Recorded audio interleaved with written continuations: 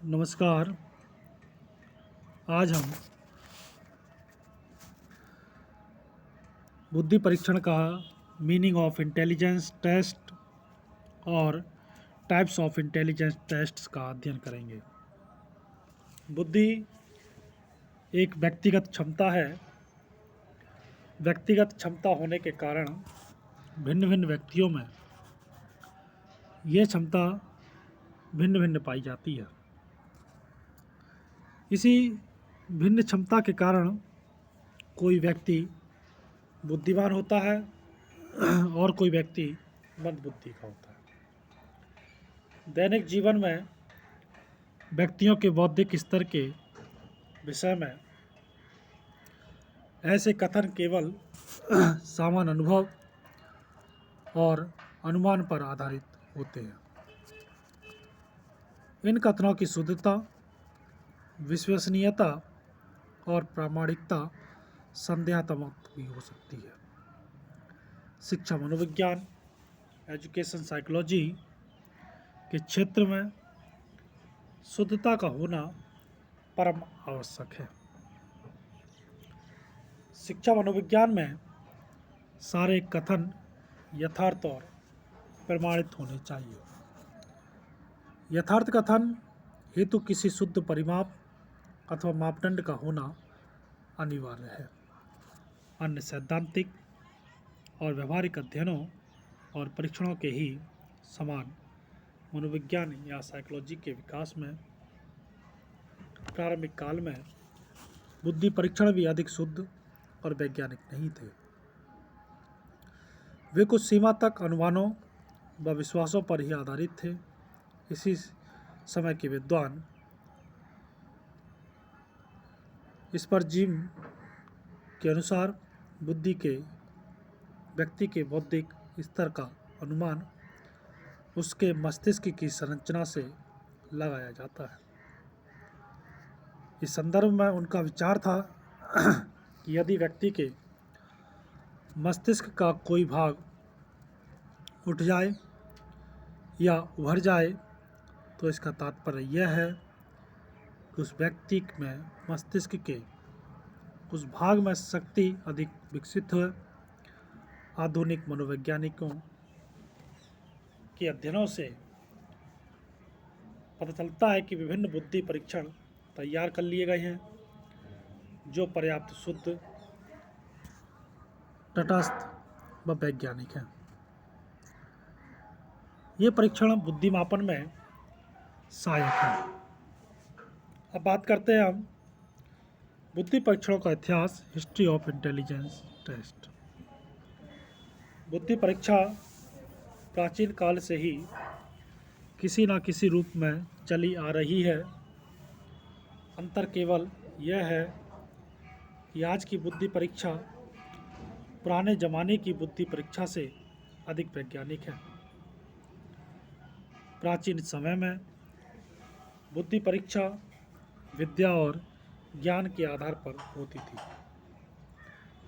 जो व्यक्ति जितना अधिक विद्यावान होता था उसे उतना ही अधिक बुद्धिमान समझा जाता था।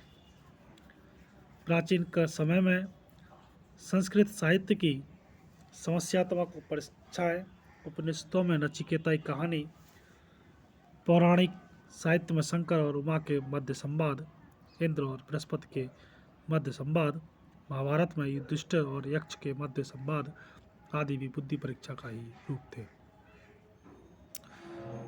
मध्यकाल में शारीरिक बनावट को बुद्धि की माप का आधार माना गया। 1772 में लिविस्टन ने एक लेख में बताया कि व्यक्ति के चेहरे को देखकर उसकी बुद्धि का पता लगाया जा सकता है। 18वीं शताब्दी में गाल ने कहा कि सिर मस्तिष्क की सारणी है, अतः किसी व्यक्ति के सिर को देखकर उसकी बुद्धि को मापा जा सकता है। जैसे सिर का कौन सा भाग उभरा होने पर कौन सी शक्ति अधिक होगी, कौन सा भाग अंदर धंसा होने पर कौन सी शक्ति कम होगी। आधुनिक मनोवैज्ञानिक इस चेहरे या शरीर की बनावट के आधार पर बुद्धि की माप करने वाले विचार को नहीं मानते थे। आधुनिक काल में कुछ मनोवैज्ञानिकों ने गति परीक्षण द्वारा भी बुद्धि मापने का प्रयास किया। फलस्वरूप खटखट परीक्षा का निर्माण हुआ। इसमें यह देखा जाता था कि कौन व्यक्ति एक निश्चित समय में अधिकतम खटखट कर सकता है, वही व्यक्ति अधिक बुद्धिमान माना जाता था। वेबर और फीचर ने संवेदनाओं के माध्यम से बुद्धि को मापने का प्रयास किया था। 1879 में 1879 में बुंट महोदय ने इंद्रिय ज्ञान के माध्यम से बुद्धि प्रखरता का मापन किया। गाल्टन, कैटेल, एबिंगहॉस ने भी बुद्धि परीक्षणों का निर्माण किया, परंतु सभी प्रयास निष्फल रहे। किसी भी परीक्षा से बुद्धि का उचित संबंध स्थापित न किया जा सका। बुद्धि परीक्षा के क्षेत्र में जो सबसे महत्वपूर्ण विकास हुआ, उसका संपूर्ण श्रेय फ्रांस के मनोवैज्ञानिक बिनेट और उसके सहयोगी साइमन को है। 1905 में 1905 में इन्होंने प्रथम बुद्धि परीक्षा प्रस्तुत की, जिसका नाम बिने साइमन मानदंड रखा गया। सन 1916 में इसका संशोधन टर्मन महोदय ने स्टैनफोर्ड विश्वविद्यालय में किया, जिसका नाम स्टैनफोर्ड द्वारा संशोधित बिने साइमन मानदंड रखा गया। इसी में सर्वप्रथम बुद्धि परीक्षण को मापने का तरीका निकाला गया। आधुनिक समय में बुद्धि को जन्मजात और स्वाभाविक शक्ति मानकर परीक्षा की जाती है। अब जानते हैं हम बुद्धि परीक्षणों के प्रकार, आधुनिक टाइप्स ऑफ इंटेलिजेंस टेस्ट्स। आधुनिक समय में बुद्धि परीक्षण के प्रमुखतः 3 प्रकार प्रयोग में लाए जाते हैं। सबसे पहले आता है व्यक्तिगत बुद्धि परीक्षण, इंडिविजुअल इंटेलिजेंस टेस्ट। दूसरा आता है सामूहिक बुद्धि परीक्षण, ग्रुप इंटेलिजेंस टेस्ट। और क्रियात्मक बुद्धि परीक्षण, परफॉर्मेंस इंटेलिजेंस टेस्ट। तो सबसे पहले हम बात करते हैं व्यक्तिगत बुद्धि परीक्षण की, इंडिविजुअल इंटेलिजेंस टेस्ट।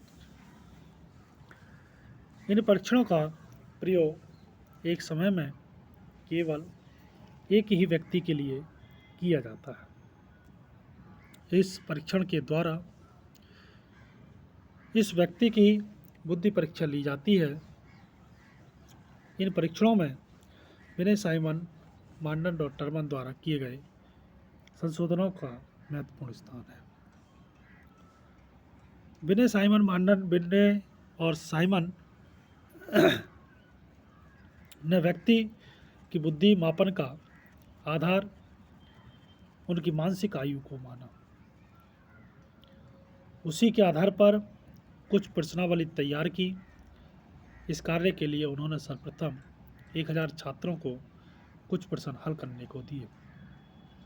जिन प्रश्नों का उत्तर 60% बालकों ने ठीक ठीक दिया, उन प्रश्नों को उन्होंने उस आयु वर्ग की बुद्धि मापने के लिए स्टैंडर्ड, जैसे जो बालक जिस आयु वर्ग के प्रश्नों का निर्माण ठीक ठीक हल कर देता है, उस बालक की उतनी ही मानसिक या आयु मान या क्वेश्चन मानकृत प्रश्न मान लिया। इस प्रकार उन्होंने विभिन्न आयु वर्ग के लिए विभिन्न प्रश्नावलियों का निर्माण कर लिया।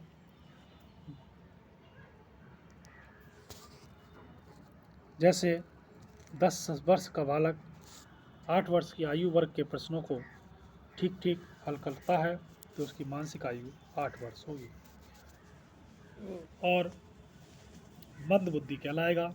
यदि वह 12 वर्ष के आयु के वाले प्रश्नों को ठीक ठीक उत्तर देता है, तो उसकी मानसिक आयु 12 वर्ष होगी और वह तीव्र बुद्धि वाला होगा।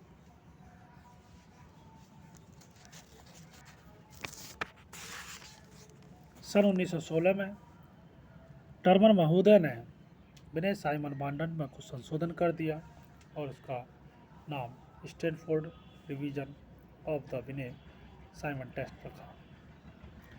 इसमें टर्मन ने विभिन्न आयु वर्ग की बुद्धि मापन के लिए बिने द्वारा किए गए प्रश्नों की संख्या बढ़ाकर छः कर दिए।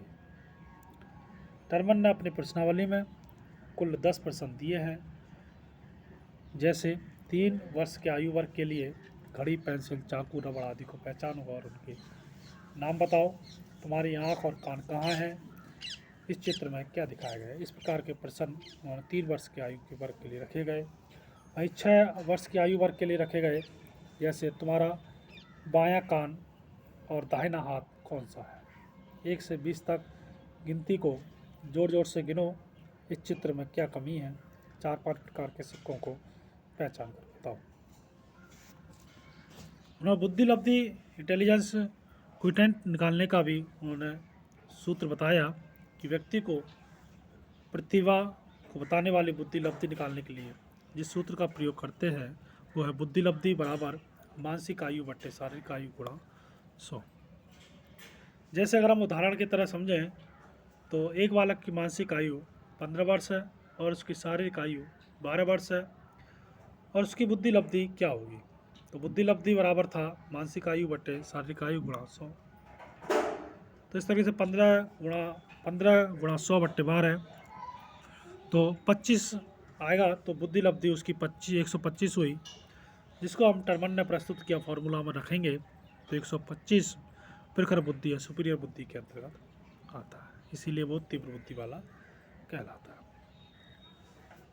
दूसरा आता है सामूहिक बुद्धि परीक्षण ग्रुप इंटेलिजेंस टेस्ट, और तीसरा नंबर पर आता है परफॉर्मेंस इंटेलिजेंस टेस्ट, क्रियात्मक बुद्धि परीक्षण। इनका अध्ययन हम कल के व्याख्यान के अंतर्गत करेंगे। धन्यवाद।